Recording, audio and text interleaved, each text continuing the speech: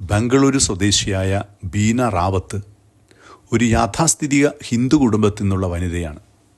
നീണ്ട മണിക്കൂറുകൾ പൂജാമുറിയിൽ ചിലവിടുന്ന ബാങ്ക് ഉദ്യോഗസ്ഥനായ അച്ഛൻ.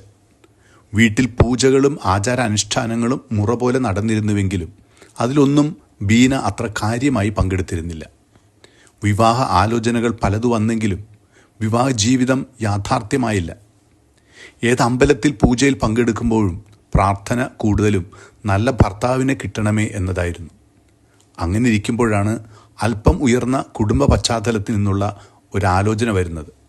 വിവാഹം ആഘോഷമായി നടന്നു.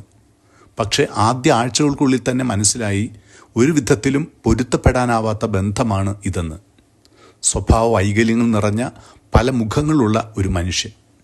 ജോലി ചെയ്ത് കിട്ടുന്ന പണം മാത്രം അദ്ദേഹത്തിന് മതിയായിരുന്നു. വല്ലാത്തൊരു മാനസിക സംഘർഷത്തിൽ, അപകടകരമായ ഒരു വിഷാദ രോഗത്തിൽ ബീന അകപ്പെട്ടു.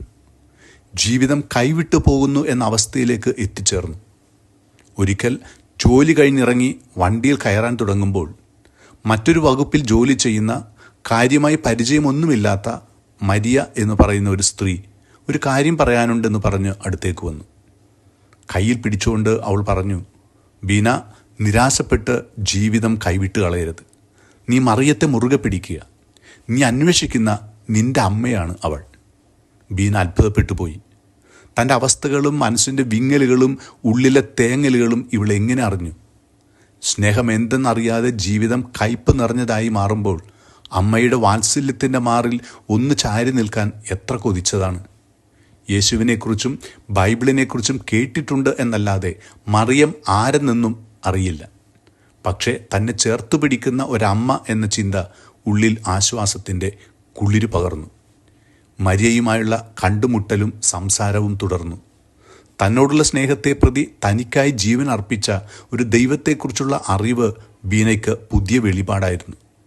മരിയയുടെ കൂടെയുള്ള പ്രാർത്ഥനാ ഗ്രൂപ്പുകളിലെ ഒത്തുചേരലും ജപമാല പ്രാർത്ഥനകളും പള്ളിയിലേക്കുള്ള സന്ദർശനവും ഇരുൾ നിറഞ്ഞ അവളുടെ ജീവിതത്തിൽ വെളിച്ചം നിറച്ചു.